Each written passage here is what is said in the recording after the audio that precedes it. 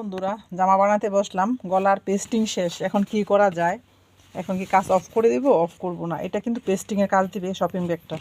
এটা থেকে কিন্তু পেস্টিং আরও হালকা, আরও পাতলা। তাই উপস্থিত বুদ্ধি করে আমি গলার জন্য এখন এটা দিয়ে পেস্টিংয়ের কাজে লাগিয়ে দিব শপিং ব্যাগ দিয়ে। কেমন হবে বন্ধুরা? আপনাদের এমন যদি কম পড়ে তা আপনারা দিয়ে দিবেন, কারণ এটা কিন্তু পেস্টিংয়ের চেয়ে একটু ভালোই হবে, একটু মজবুত। পেস্টিং কিন্তু আরও পাতলা হয়, আরও সফট হয়। এটা দিয়ে দিলে কোনো সমস্যা হবে না। তাই এখন আমি সামনের গলা এবং পিছন গলার জন্য এটা পেস্টিং হিসাবে শপিং ব্যাগটা কেটে নিব। এই যে গলাটা সুন্দর করে ফিনিশিং করে নিয়েছি। এই যে ব্যাগ কেটে খুবই সুন্দর হয়েছে, বক্রমের চেয়ে আমার ভালো হয়েছে।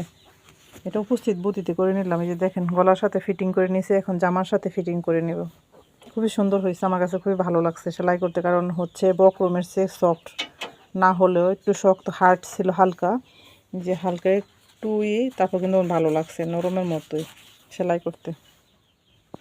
এখন আমি জামায় লাগিয়ে নেব।